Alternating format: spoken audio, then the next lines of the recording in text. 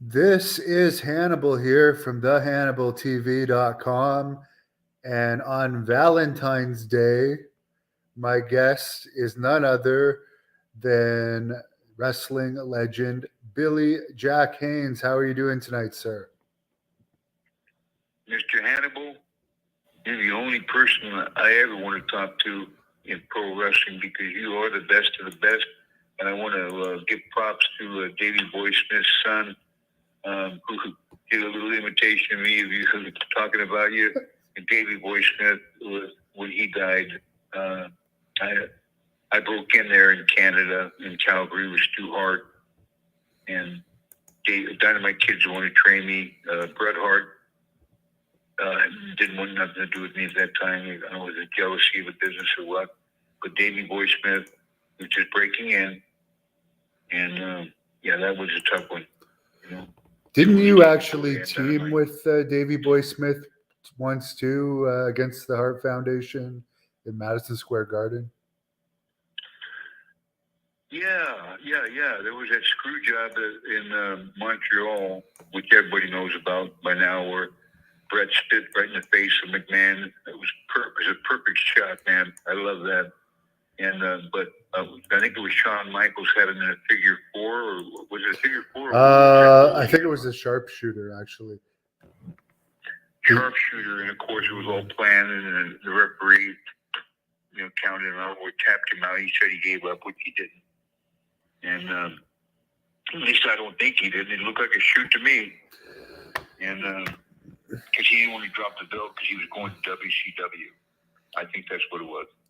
Yeah, but at one point you wrestled Brett when he was with Jim Neidhart, right? And you were teaming with you were teaming with Davey to replace Dynamite. Yeah, well,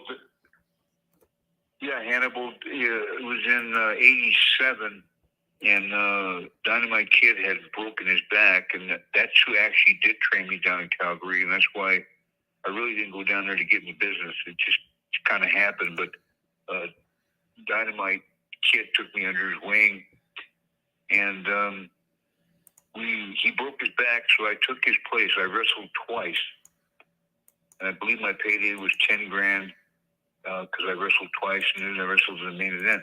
Davey Boy Smith and I versus Jim Neidhart and Bret Hart and his manager Jimmy, the Mouth of the South. And Danny Davis was the cool referee who kept me from winning the Intercontinental title from Randy Savage. And so actually the finish was really strange because Brett came up to me in the locker room and said, "I'm going to put you over tonight."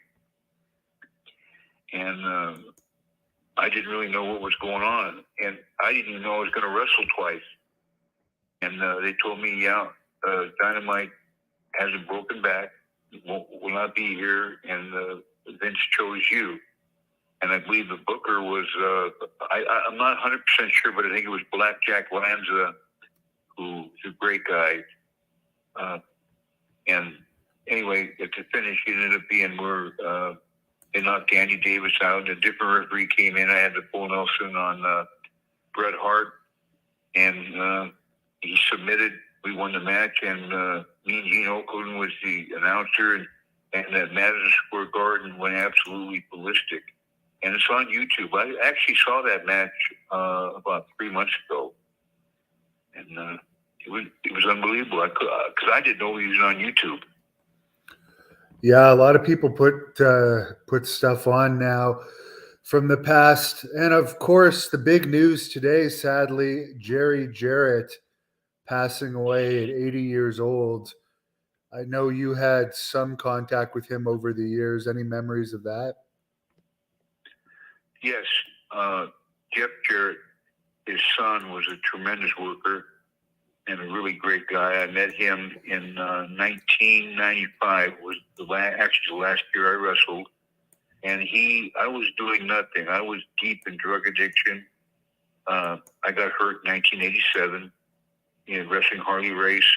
I believe it was in the Boston Garden. I'm not sure on that, but it was in January of '87. I fell out of the ring and hit my spine on the stairs. You clearly see I was hurt. It was a shoot. Harley Race was so professional. But, when you go back that long, Hannibal, it's just hard to recall everything. But now that I've been off drugs now for 5 weeks, I'm not on any drugs at all. And my mind is clear for the first time in 37 years. When I wasn't taking Vicodin, I was taking methadone. So, I still got a little bit of CTE from the concussion. So I forgot what the question even was. Oh, about Jerry Jarrett passing away. Did you have any memory of him that you could share? Yeah. Yes, I do, and I don't mean to be laughing about it.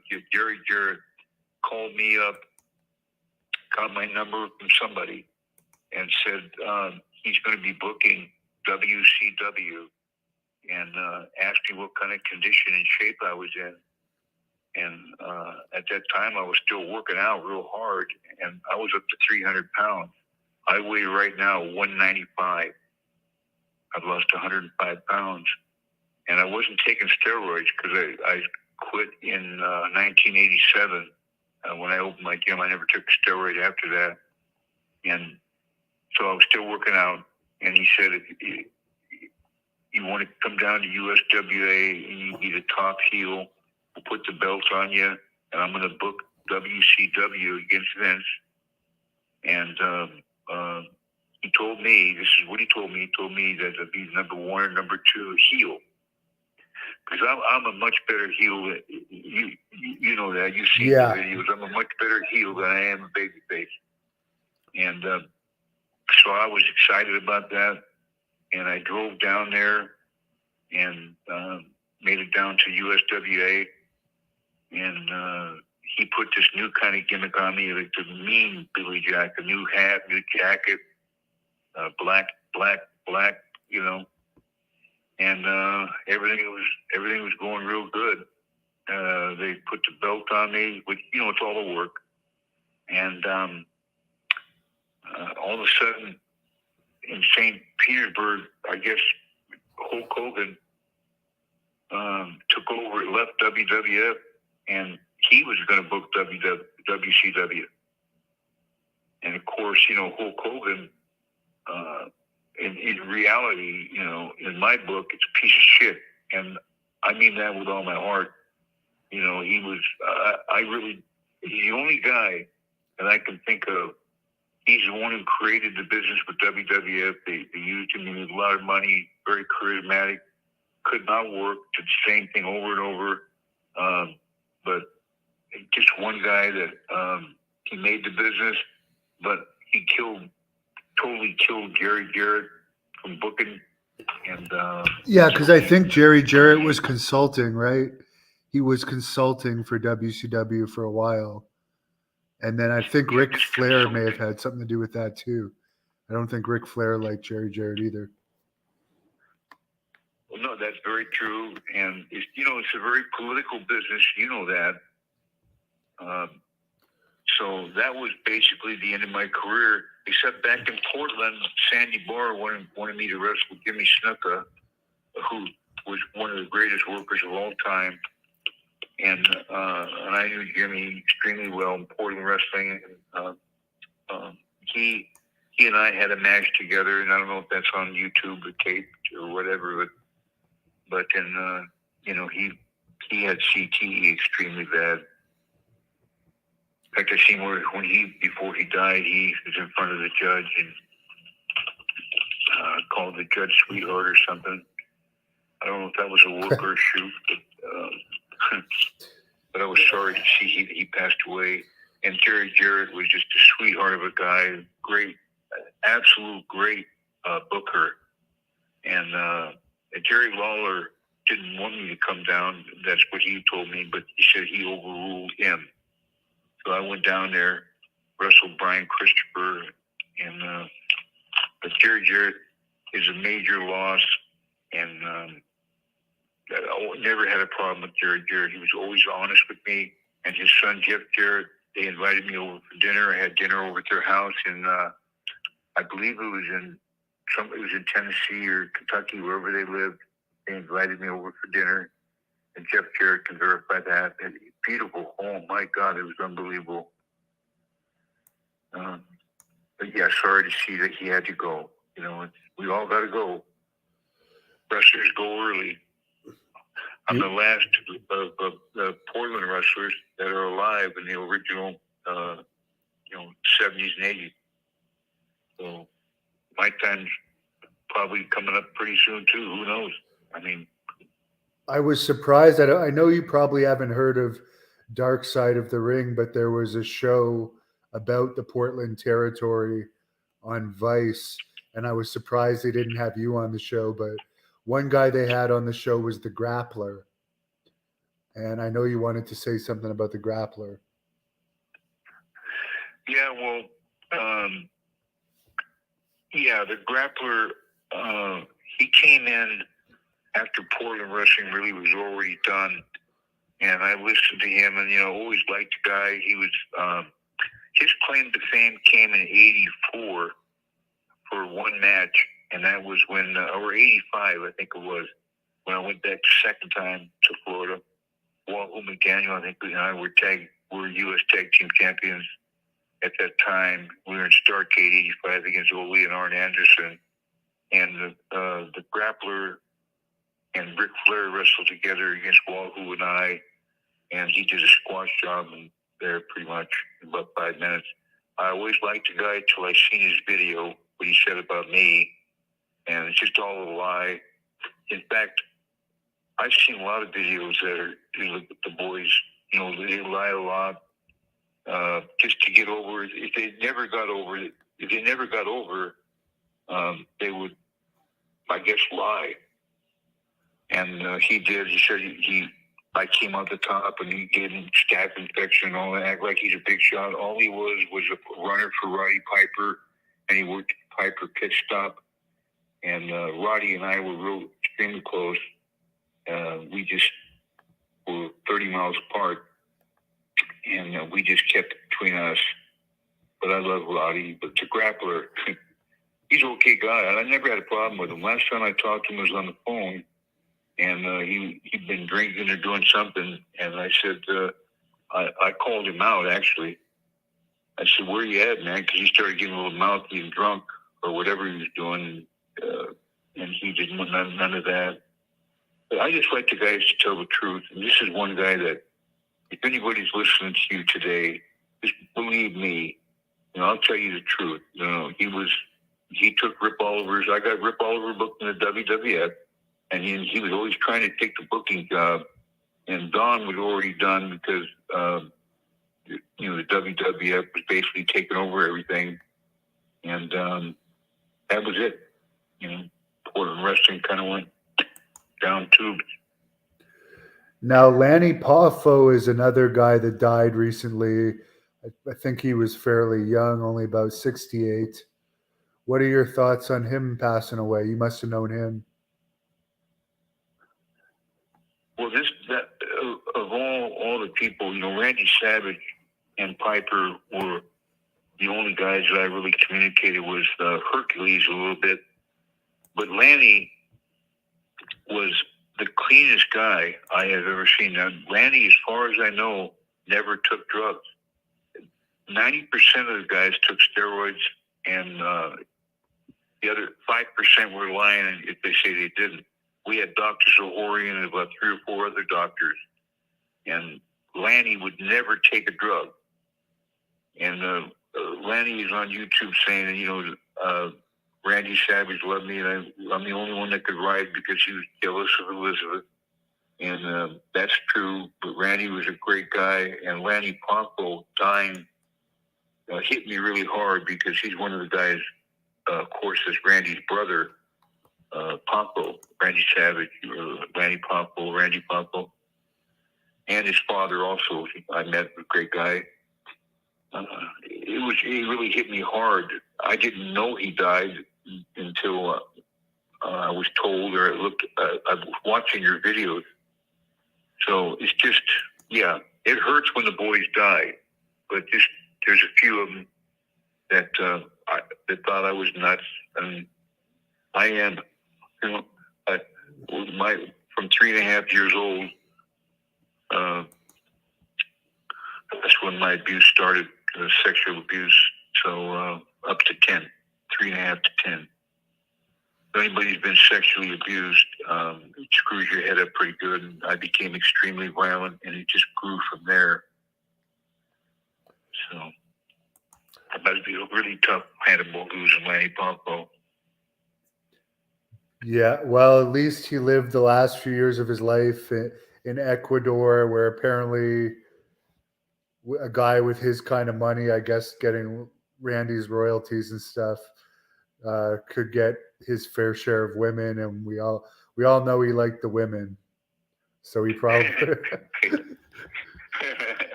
Yeah, Lanny. Well, I don't want to say it over the phone. You know what I mean? Yeah, I don't know if he liked what he liked better, getting the women to do stuff or getting them to watch him do it to himself. Who knows? I don't know, man. But all I can say about Lanny is that he always was a great guy to me, as Randy was, and it really surprised me that he died at 68 because he never took drugs or never took steroids. Now, another guy that died pretty well. Yeah, Lanny did take steroids. He admitted it, but only when he feuded with Hulk Hogan. He said he only took them for a brief period of time because they said it made him impotent, and he didn't like that effect. But as far as another guy that passed away young, I know you wanted to say something about was Scott Hall, who died a little less than a year ago now. Yeah, I do want to say something because I was in Florida in '84, and at that time, Bill Apter would tell you that, and I've looked up myself, not for ego, but there's magazines that come out with Kerry Von Erich and myself, who's going to rule the '80s before Hulk Hogan really even got started. I think he started in '83, AWA, or '84 with the WWF, 80, something like that. I was down there in '84, and I didn't. It's for another reason that I can't get into right now. I will later when everything comes out. But it's really kind of complicated because Hulk Hogan. I don't know how he's still alive because he's taken so many steroids and snorted so much coke that I just don't know how he's alive to this day. And then there was that video that came out with that. What's that guy's name? The pup thing or the? I don't know if anybody's seen that video, but there was a lawsuit over it. Oh, that? Yeah, Bubba the Love Sponge. He had sex with with his friend's wife, and he used the N-word, I guess, when he was being recorded. But there's another video that came out recently of Hogan accusing Jesse Ventura of being on cocaine, and he said that Jesse would get, or Adrian Adonis would get mad at Jesse because Jesse would snort all of Adrian's cocaine. But it seemed like Hogan was saying that in a bitter way towards Jesse. Hannibal, that's a bald-faced lie. Now, I will tell you this. Adrian Adonis was a cocaine head, a cocaine addict, just like Hulk Hogan. And but Jesse Ventura, I never, ever, ever seen him do cocaine. He's one of my heroes in the business. He made it to the governor of Minnesota. And I think the world of him. And but Adonis, unfortunately, died in a car wreck in Canada. Vince let him go because he was so strung out on coke, just like JYD, Junkyard Dog. And there was so many. Of course, Hogan Butch Reed too, right? What's that, bud? Didn't Butch Reed get a cocaine-related release too?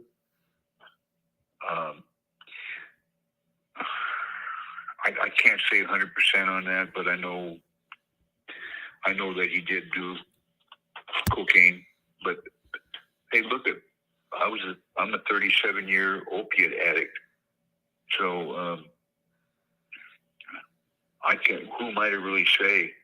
But I've never done cocaine. I just sold it. I've never done methamphetamine.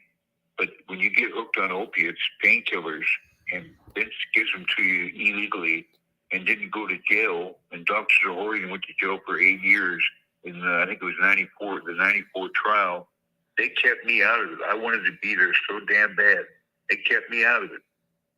And Vince worked double time to keep me out of it. But I finally got the son of a bitch in 2014, and he had to spend close to $1 million in legal fees.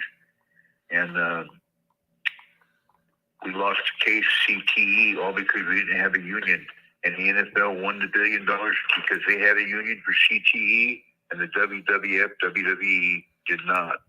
I'm talking about the old school WWF. We didn't have a union. They so still we lost don't have our a case. union. Corrupt. I think it was all corrupt, man. But they still got into court. I was pretty happy about that. I think WWE should be forced to join the actors union now because they admit that it's a performance. They call it the longest running episodic TV show in history. So if it's a TV show and it's not being sold as a sport and they call their talent performers and they don't like the word wrestling, how can they not have to join the actors union? I don't understand that. I don't understand it either because you see, even during the Super Bowl, you see WWE wrestlers everywhere. I even seen The Undertaker. And there's that one. What's that one guy who does all these commercials all the time? John Cena. Yeah. And there's just a number of wrestlers that are doing, commercials and stuff, and there's still no union. You're exactly right. How he gets away with it? Because now he's worth $4 billion. All he had to do is, when I talked to Vince, all he had to do, I said, why don't you just give $1 million to all the boys that you got drug addicted, or maybe they were addicted before, but when you have to fly, the boys, the wrestling fans have to understand the difference between a small league and the major league, which was the WWF. He was always home every night in the territory. In the WWF, you had to fly 5 days a week. Yeah, that means you have to you fly from New York to LA, you go to Chicago O'Hare, and say you go to Los Angeles, got to check into the hotel. Well, by then everybody was having the doctor's Federal Express drugs to the hotel. So instead of getting the hotel room, they say, is my drugs in? And basically, is my Federal Express in for whoever, what wrestler, whatever. I did it myself. Well, you so burned out, then you had to wrestle at night, put your clothes on, you got to dress well. A lot of guys, were just walking around like zombies. And you try and think of the fans think of flying 5 days a week and then getting up at 5 in the morning, get to the airport and do it again. And sometimes she'd fuck with you, pardon my language, and you'd go to LA to New York, the next day New York to Vancouver, BC. I mean, just so you're so damn tired and yeah, there should be a union. There should be a union. He knows it. He's worth $4 billion. I said, just give everybody $1 million and I won't sue you. And he wouldn't do that. So that's where the lawsuit came in 2014. I started it all. It's on the internet. And it was a big story here in the Oregon paper. And but we lost. NFL won $1 billion because they got a union. We lost because we don't. And you're exactly right. There should be a Screen Actors Guild union for the WWE today. At least the wrestlers today are pretty spoiled. They don't have to wrestle that much, and they make more money than ever. I think the lowest paid on the main roster is $250,000 right now. That's actually, that's fact. I heard Triple H be quoted on that in an interview. There's no one that makes under $250,000 a year, and they hardly do any house shows anymore. So you're home like 4 or 5 nights a week, most weeks. Oh, And you have, almost passed out. yeah, it's a lot easier. One thing I will say about Vince Hannibal, he did pay good. Yeah. In the 86, 87, I'd average between 7,000 and 14,000 a week. So I mean, he paid you good, but you end up turning into a drug addict zombie. And I love most of the guys. I mean, the guys were great, but the guys that wanted to try me, wanted to fuck with me, they paid the consequences because I've been a fighter my whole life. I had to. Boxer, I used to get the shit beat out of me all the time until I learned the game with the pros. But after that, I almost got beat to death 2 or 3 times in the business I was in. And so, don't think I'm the toughest guy in the world, but one of those things. There's a lot of egos in pro wrestling, and you got to do it. Let's put it this way: the promoter tells who wins, who loses. When you know you can kick a guy's ass in 15 seconds in a street fight, you got to do a job for him. That's when the egos come in. And if you don't think you're being pushed enough, Grappler's a good example. He used to have 4-inch heels on his boots to look bigger, and he was still only 5'6", I think. And that's the kind of person that I didn't like in the business. But other than that, he never treated me nothing but good. Did you hear about Jesse Ventura trying to form a union around WrestleMania 2? I don't think you were in WWE at that time, but supposedly Hogan found out about it and ratted Jesse out to Vince. No, I was there. It was WrestleMania 3. Oh, okay. It was WrestleMania 3 in Pontiac Silverdome with almost 100,000 people. And that's when I wrestled Hercules Hernandez. And that's when HIV just came out in 1985. So everybody was afraid of blood. They just found out Rock Hudson and all that stuff was HIV. And so no one was supposed to bleed. Well, guess who bled in WrestleMania 3? I did. And I was the only one that bled because we worked an angle. And I remember the blood going into the fans. I don't know if you saw it on TV or not, but the camera was supposed to be off me, and you could clearly see me taking a razor blade out of my wrist, and I acted like my wrist hurt. But he screwed that match all up. The cameraman did, but the union, as far as the union goes, Jesse Ventura did try to start a union after WrestleMania 3, but Hogan got a big 10% of the gate, I think, of every match he had, of the gross gate, not the net, the gross. So he was making probably 100,000 a week. So why would a guy like that making 100,000 a week want a union and so everybody else could make more money? What was your payoff for WrestleMania 3? Do you remember?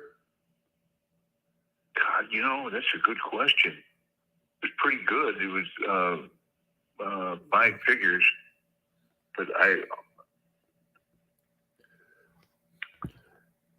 was either 15 or 25,000, something like that. Yeah, might have been more. There might have been a bonus I got a bonus for the juice, but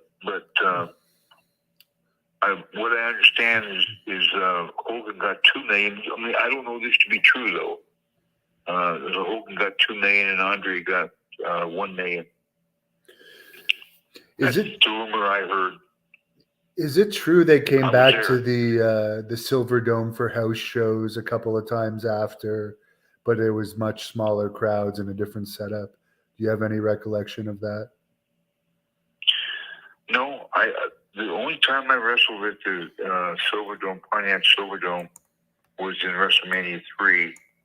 But the Joe Louis Arena was always packed to the hill.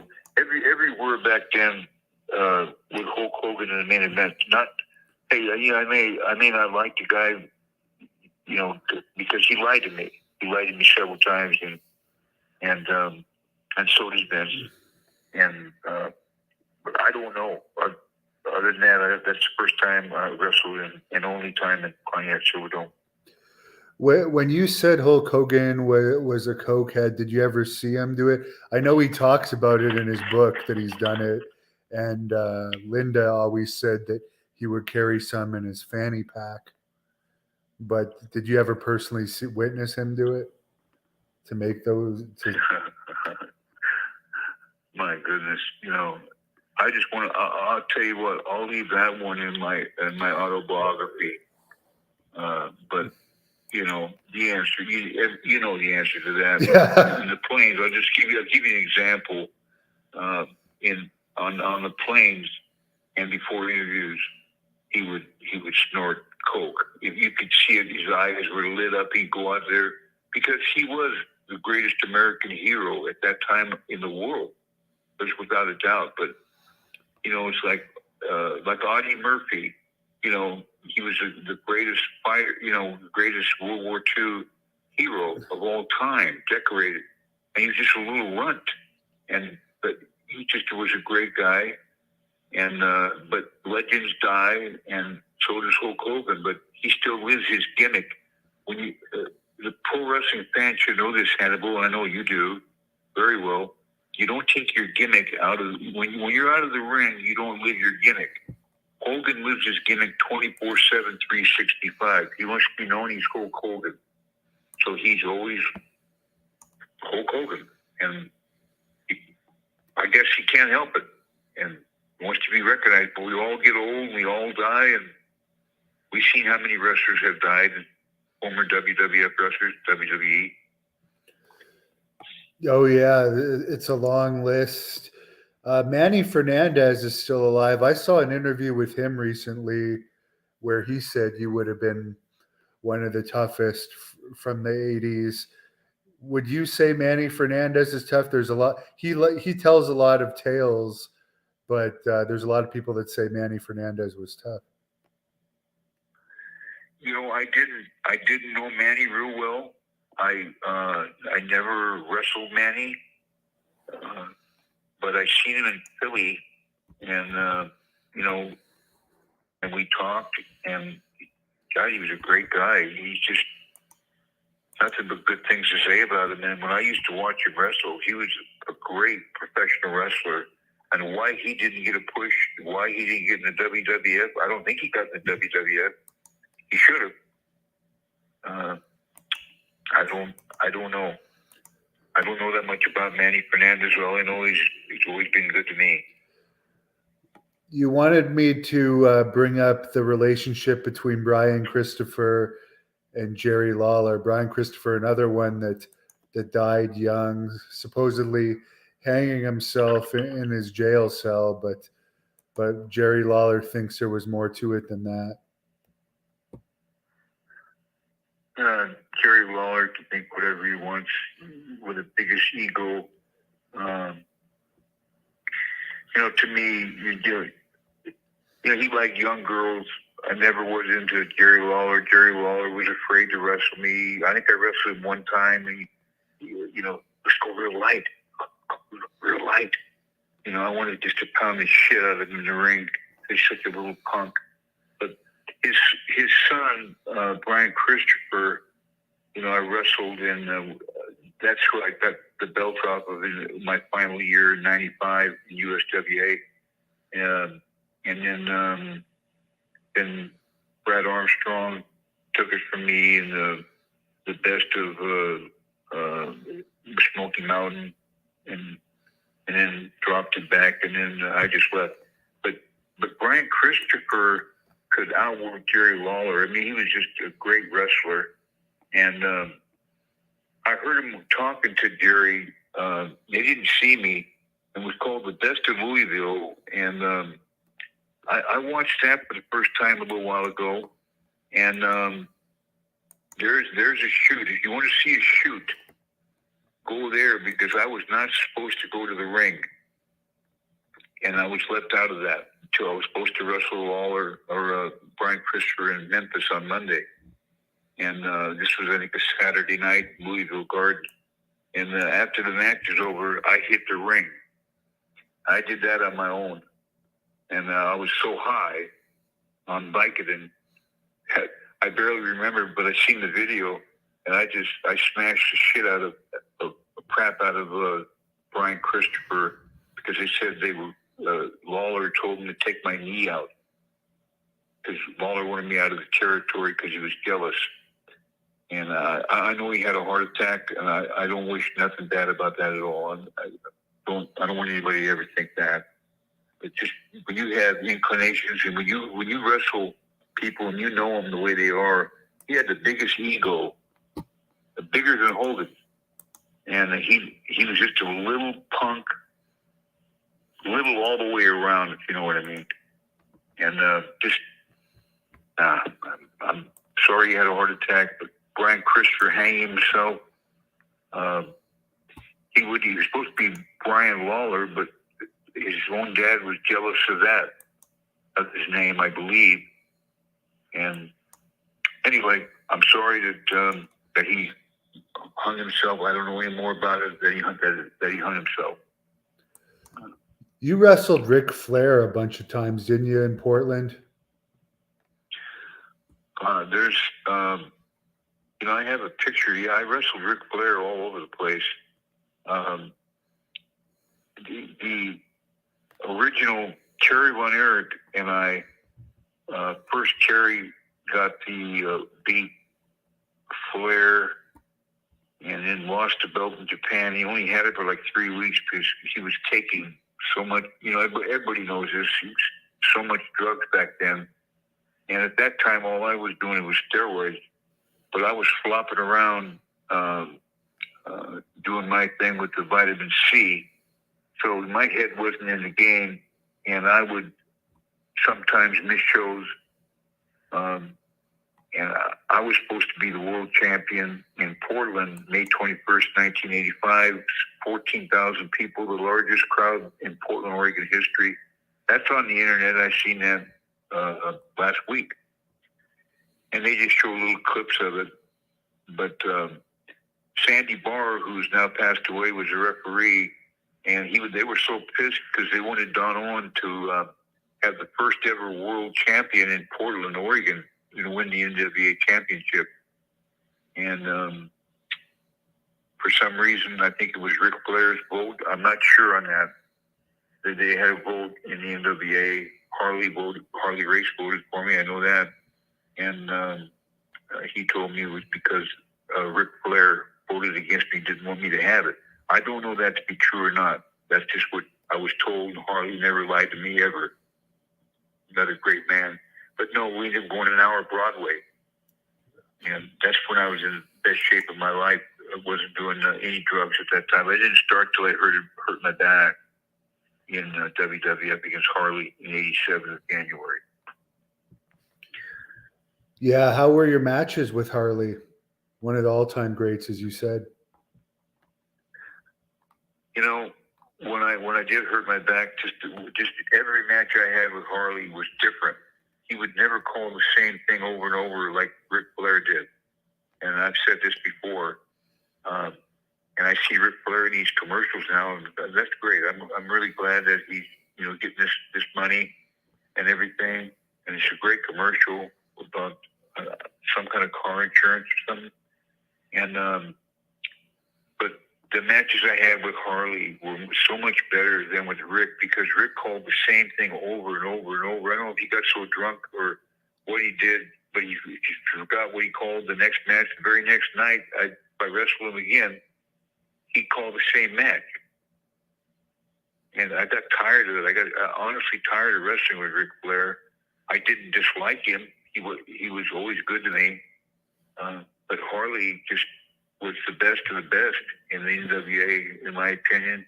And then the Funk story and Terry Funk. And then Flair and the Briscoes. Now, as far as Flair calling the match, would he just call it in the ring to you? Well, Flair had also was overrated. I mean, in my opinion, I've been in there with him. I'm sure a lot of your fans will maybe disagree, but they were never in the ring with him. So I can just tell you that he had a bad habit of taking you by the hair and whispering in your ear what the high spot was. And I didn't like that. I like to look like you're talking to the guy before the match. We're calling the spot right before the introductions, or you either shake hands or flip the guy off or whatever you're going to do. We had it kind of set up first. You can never set up an entire match. You let the fans call the match, and you don't call the match yourself. You just let the fans. The fans will tell you what to do, and you got to switch it up. And Rick never did. Rick Flair and Harley did. And I was lucky that happened. And Rick Oliver was great at that, too. He was very underrated. He could have made it. I got him booked in the WWF, and they didn't push him at all. And that's sad. He passed away in 2020. I was there when he died in Florida. One of my good friends, too. I didn't tell you that. I've only had about 3 or 4 guys.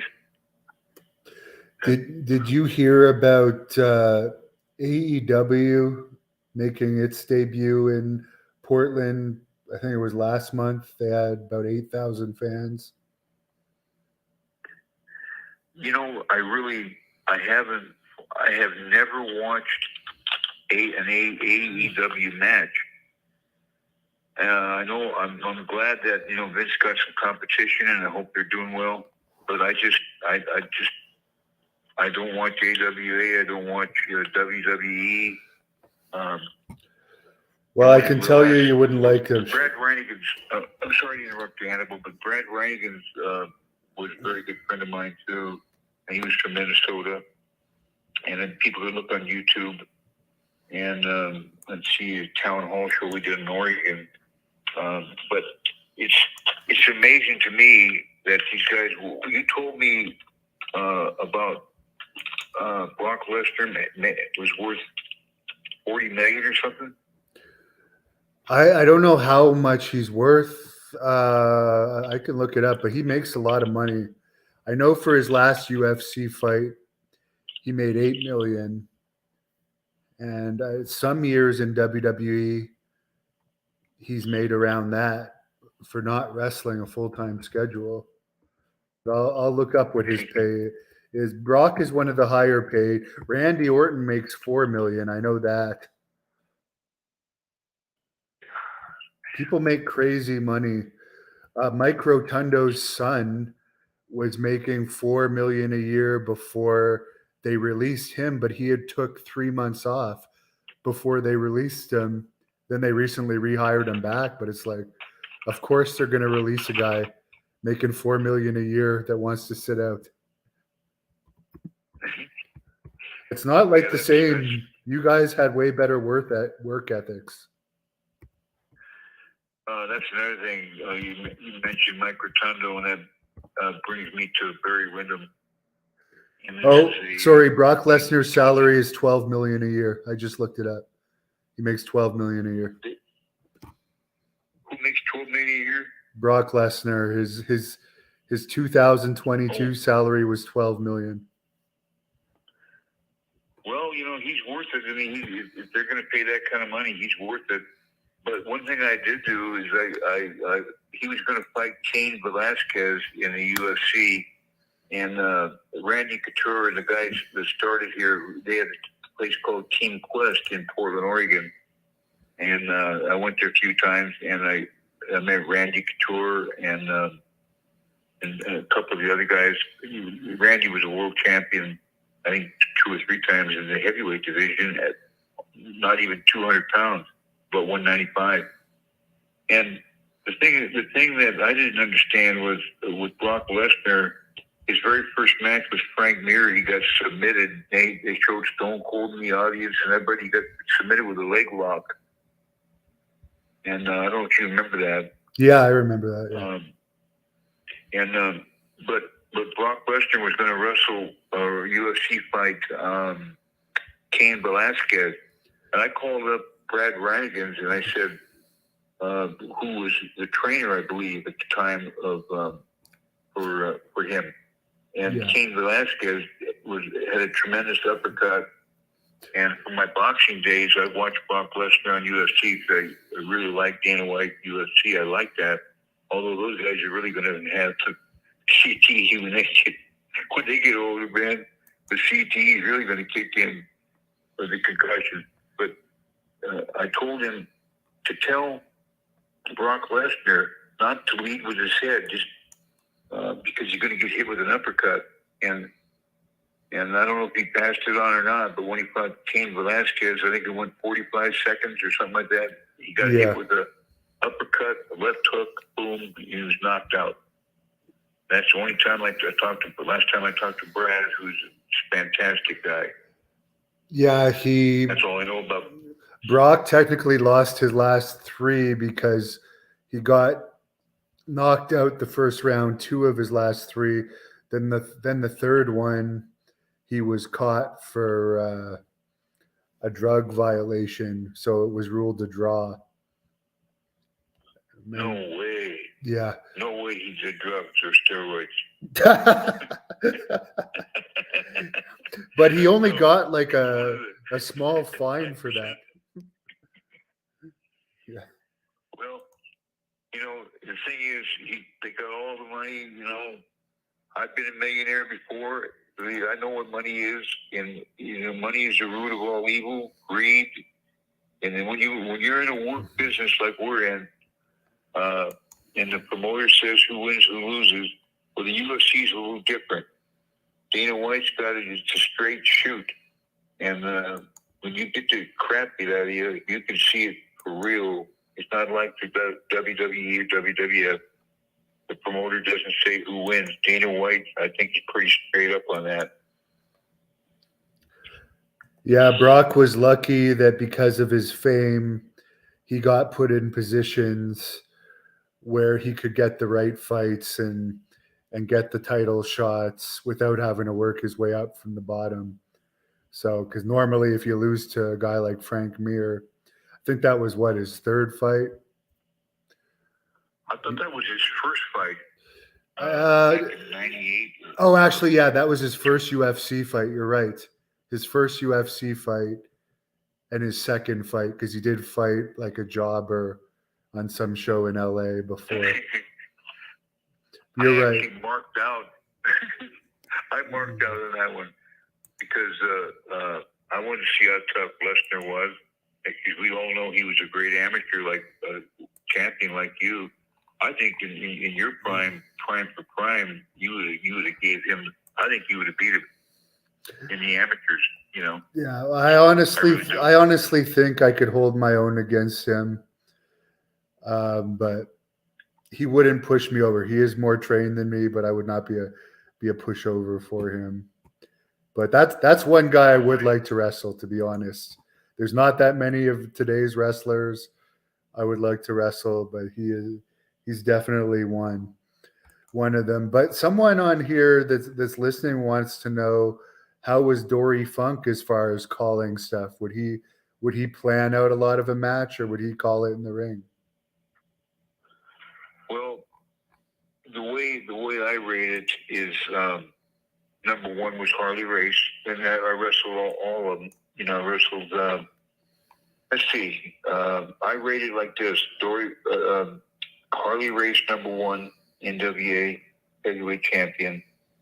Number 2 would be Dory Funk, who really was a brilliant technician in the ring, and he gave that smashing elbow. Looked like it was taking your head off. You didn't feel a thing. You just went back with it.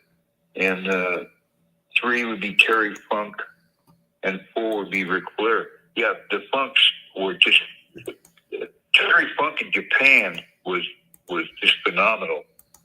I mean, he was a god in Japan.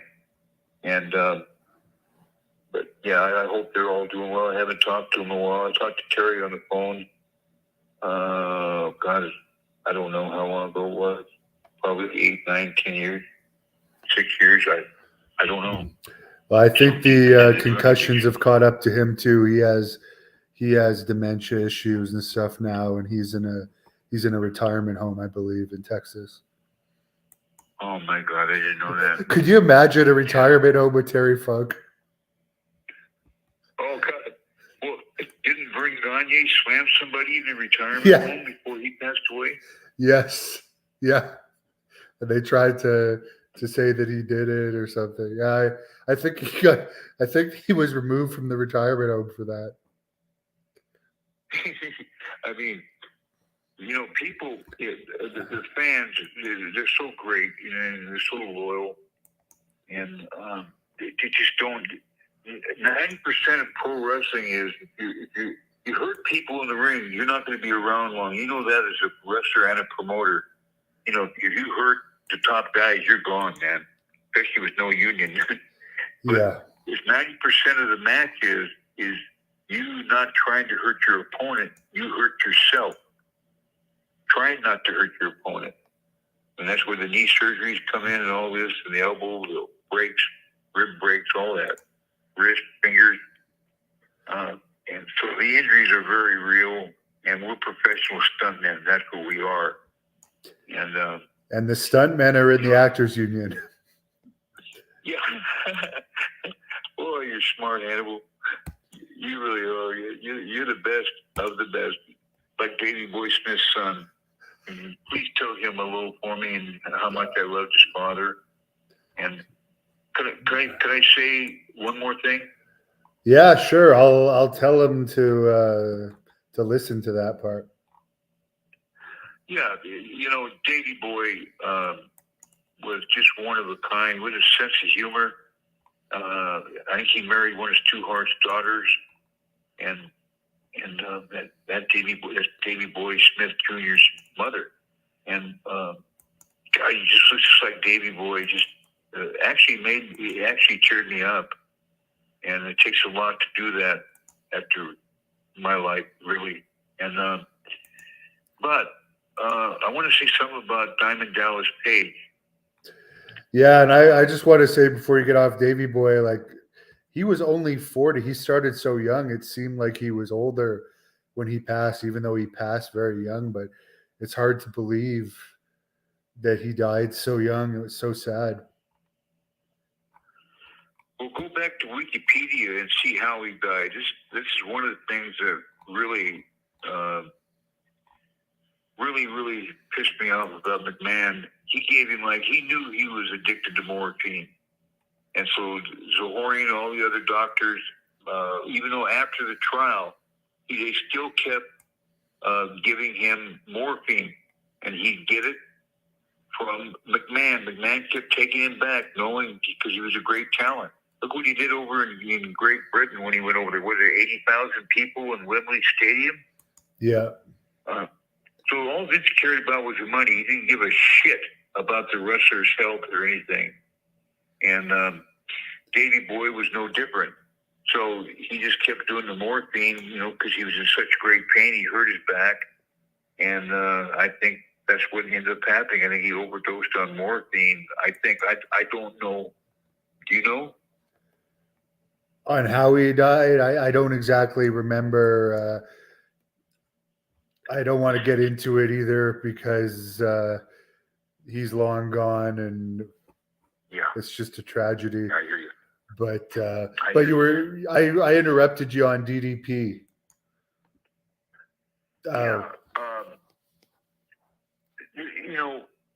There's a lot of people that I have met, and in 1989, I think what stands out to me is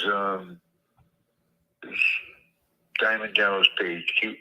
He was a manager back then, and in '89, I was so consumed at that time with Vicodin. I was taking 20, 30 a day, from the ring injuries plus the addiction, and the money that I had a lot.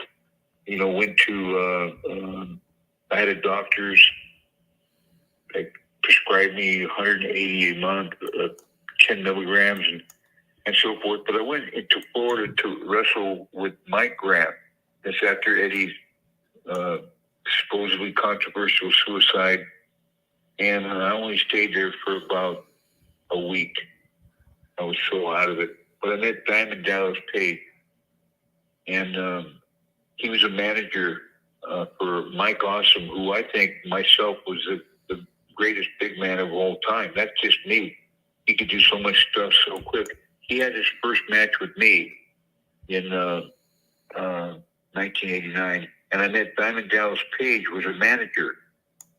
And I told Diamond Dallas Page, man, you should become a pro wrestler. You got it all. And this guy was so nice.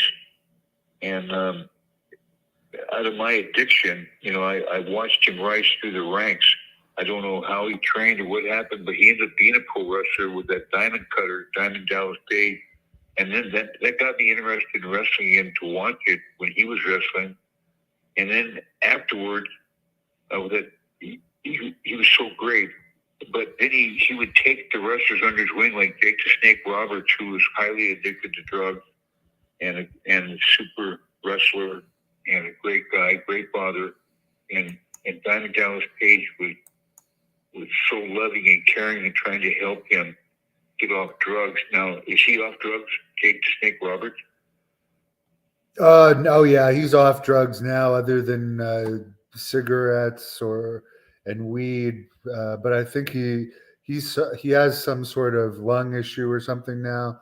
But he's working for AEW. They kind of just keep him under contract to be nice, because I don't think they're using him.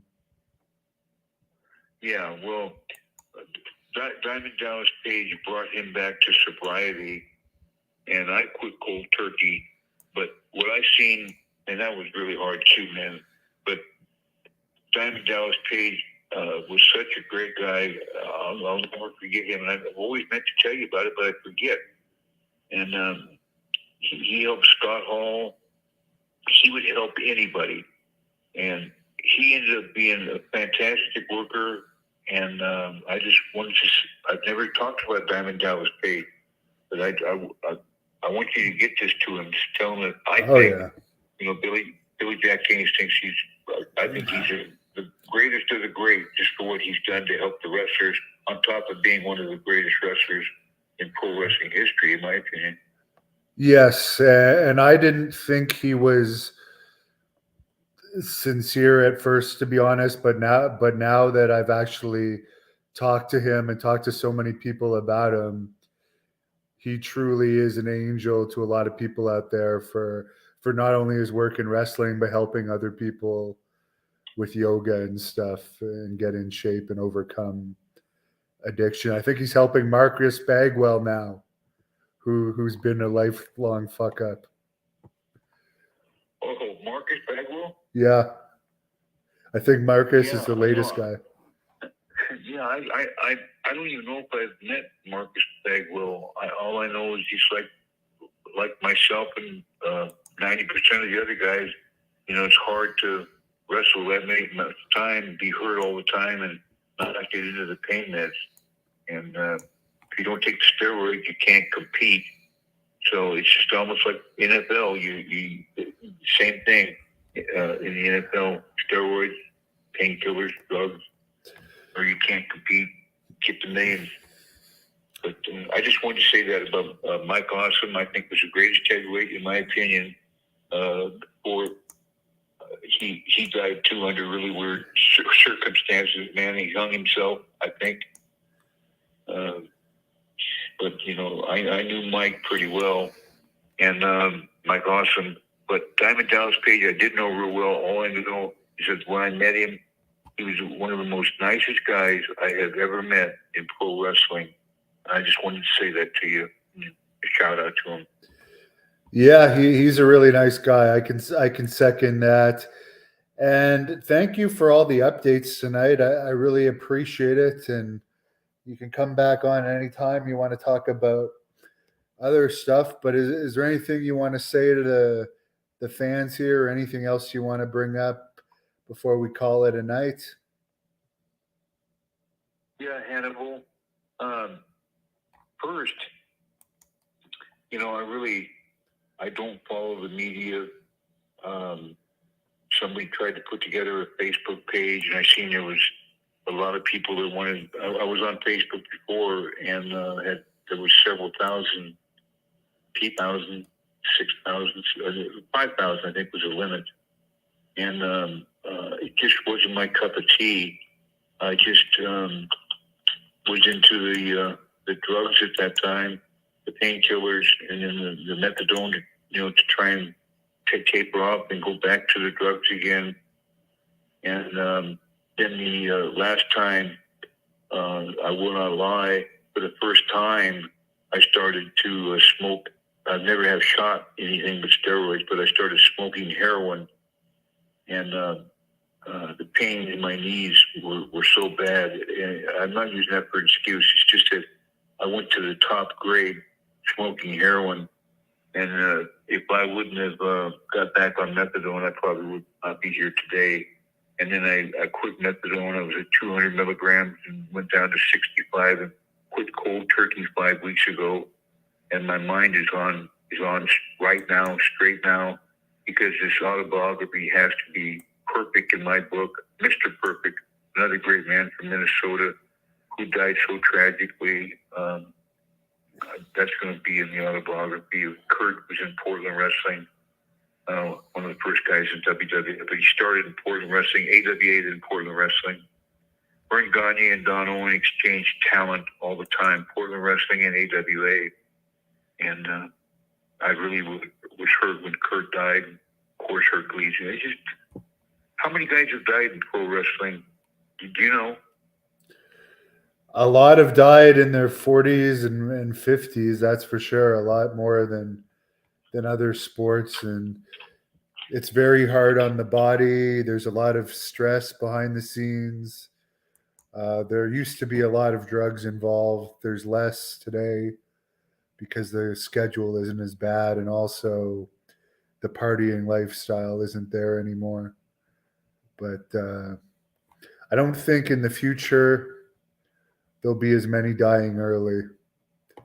I think my generation, it started to taper off, even though I think I was from the last generation where there was still a bit of a party environment.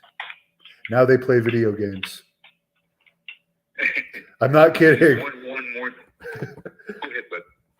No, they actually go back to their rooms and play video games after the shows. Yeah.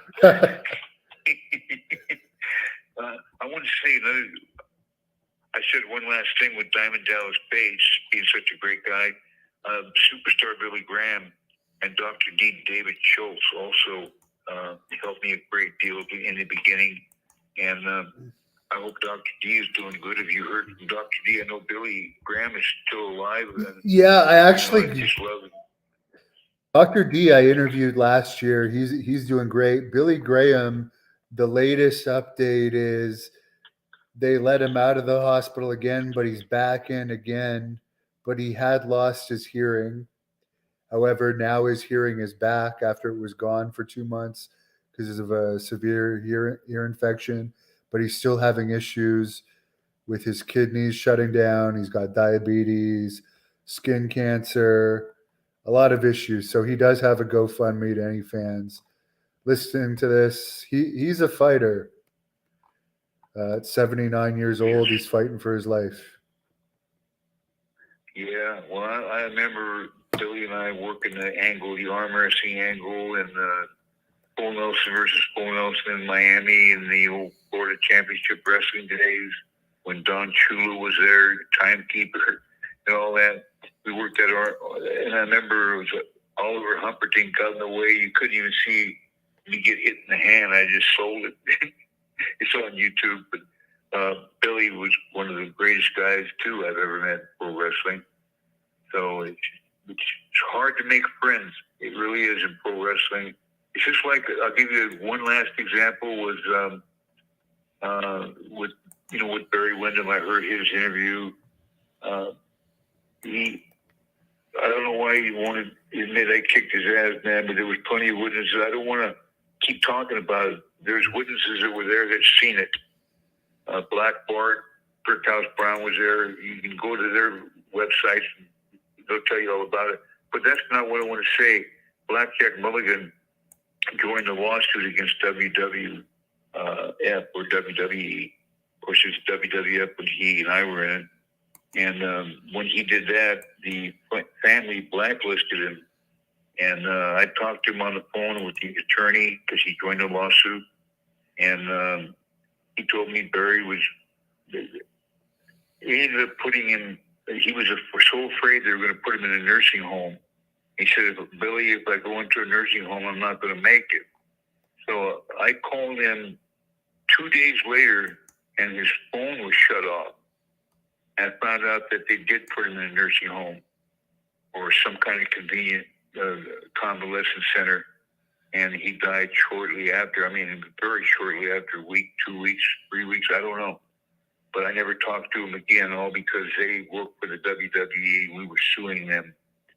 So the Wyndham family and Rotundo and all those guys that were together, Blackjack Mulligan just lost the will to live. And that was very sad because he was in there when I was kicking his son's ass. And he's the one who grabbed me from behind and said, that's enough. But he let me continue until, or I would probably beat him to death. But it's just Blackjack Mulligan and Blackjack Lanza were great guys, tough guys. Old school, man. They were tough. Yeah, it's hard to make friends. That's one thing about the will to live that Billy Graham has, because he's had so many like close calls at death. His wife is also very good, Valerie, at getting him to the hospital, but you need that will to live to continue fighting, because once you lose that, and as you said, he's already telling you before he goes in the retirement home that he's not going to last long. So it's sad, but I guess he just didn't feel like he wanted to live anymore in some ways as well. Yeah, the attorney for the case that when we sued for $1 billion against Spence, the NFL won, like I said, because they had the union. We didn't have it, so we lost. It was also in Connecticut. My lawsuit would have been in Oregon where we won easily, but like I told you earlier, how I gave that up so I could get all the boys in on it. And it's just, Billy is the last of the dying breed. And I'm glad he's alive right now. And if you could put a shout out that Billy Jack loves him and wishes him nothing but the best. And one of the greatest men was Schwarzenegger, back in the Schwarzenegger era. So, love you, Billy. I'll try and get that message to him through his wife. Well, and thanks again for catching up with us. And we hope to have you back on again soon. There's some fans on here asking if you talked about Lanny Poffo. Yes, for the people listening, you talked about Lanny at the start. So go back and watch the start. So thanks a lot, Billy. Great talking to you as always. If there's anything you want to say to close this off, I'll let you close this off now. Okay, Hannibal. Like I say, there is one more thing I forgot, and that's about Brian Blair. We text each other back and forth. You are my number one hero, and Brian Blair is my number two. He's having some issues. His son was killed and murdered, and we have a lot in common because my uncle and my mother both were murdered. And it's just, it's a horrible thing to go through. Now he has to go through this back surgery and the trial and all that. So he needs some prayers from the fans. Brian Blair does in Florida. He's really a true blue hero. In fact, I just texted him today. He texted me back on Valentine's Day. And my wife and I, we had a great dinner. And he texted me back. I texted him back today, the same thing. Hang in there. God bless and all that. So, Hannibal, you're my hero. And the fans, they made wrestling, and they always will. But you just have to understand that, wrestling, they may call it fake, but for entertainment, sports, world wrestling entertainment, with professional stuntmen. And 90% of the pro wrestling is looking like it's real without hurting your opponent. And that's something that I thought I was very good at. And I should have been a heel, not a babyface. But I was a natural heel, just like you. Yeah, I'm definitely a natural heel. You would have had a good feud against Hogan, but last thing before I forget, I think I may have sent you the clip, but there's a clip of Vince McMahon doing that vignette with you where the horse's tail whacks you in the dick or something. Do you remember that? Yeah. Well, that was before WrestleMania 1. In '84, after I left, I think it was in November. Yeah, I went to Chicago, which was very interesting. You'll hear about that in the autobiography. And then Vince wanted me to come in as the second to Hulk Hogan. And they were trying to push me doing these commercials, and then we're doing this cut thing. I don't know. I seen it myself at this cut thing where the horse, you can't really see it real clear, but the horse bit me right where where it counts. And Vince McMahon was just laughing hysterically, and that just shows you that he did at that time before he got to become a billionaire. He did have a sense of humor, but greed is the killer of a lot of people, or makes you a devil. And he did a kickback and gave $1 million to all the boys that broke their back, making him what he was. That's really the big thing I had with Vince. I certainly would have if I'm worth $4 billion.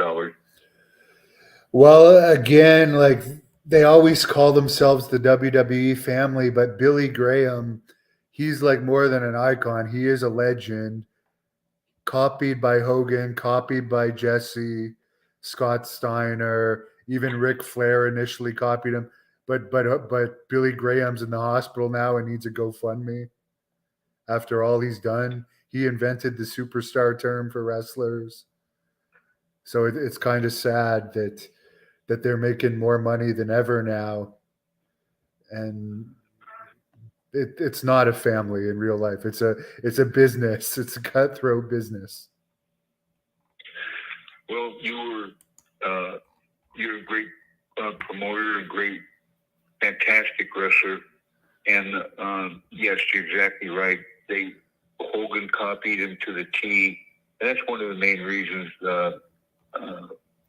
I really didn't get along with Hogan, and that'd be in the autobiography too. I met his daughter and one of the house shows. She's extremely nice, and I don't know, Billy. There'll never be another superstar Billy Graham, and he made a lot of money for Vince Sr. That history goes deep with me, man. You're going to blow a lot of people's mind, but Billy Graham, while he's still alive, and I have a chance to say, and while I'm still alive, chance to say, Billy Graham, you're one of the toughest men I've ever seen. Hang in there. I love you with all my heart. And we're both still breathing air on Earth, and I don't know how we're still doing it. You're 79, man. I'm 69. You're 70 in July. I love you, Billy Graham. And please get this out to him, Hannibal, okay? Will do, and we'll close it at that. Happy Valentine's Day to you and your wife. It's still Valentine's Day there in Oregon. Yeah, and same to you, Hannibal. Love you, brother. Thanks. Thank you for watching the Hannibal TV.